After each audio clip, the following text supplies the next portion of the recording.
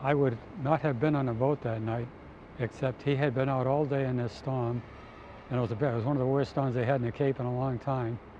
And when he come back to the station, I was sitting on my rear end board stilly, and he says, "Boys, I feel terrible. I don't just, I'm sick. I just don't feel good at all."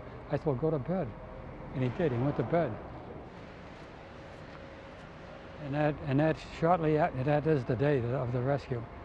And later that day, Bernie Weber, who was the coxswain, and a really good coxswain, he came to where I was, and he says, "Where's Gus?" He was known as Gus then. We never used off. I was Fitzy, he was Gus. And I said, "Why? What do you want to know?" He says, "Well, I've been ordered to take out the 36 500, go over the bar. The bar was a very dangerous place, and try to find the stern of the Pendleton tanker and see if we can rescue anybody off that." So I says, "Well, Gus is sick. He can't go." He says, "Well, I'm going to go wake him up." I said, "You can't wake him up. He's sick."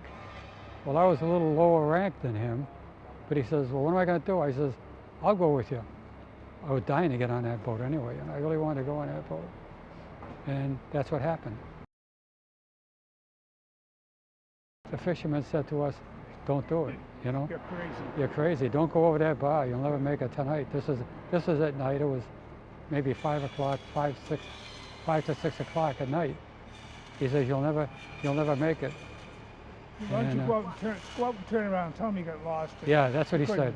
Yeah. He said, "Tell him you got lost in there and you couldn't get out there."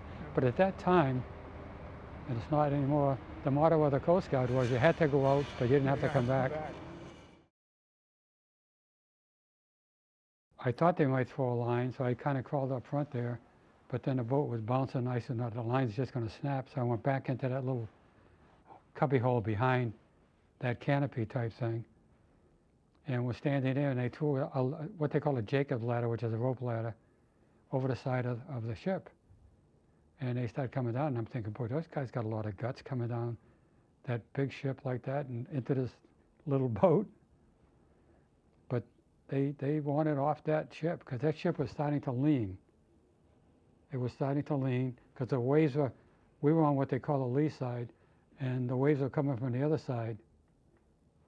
And it was they were stuck in a sandbar anyway, and it was starting to just tip the boat a little bit at a time, very little bit at a time. We must have spent a couple hours there, I think, getting the people aboard.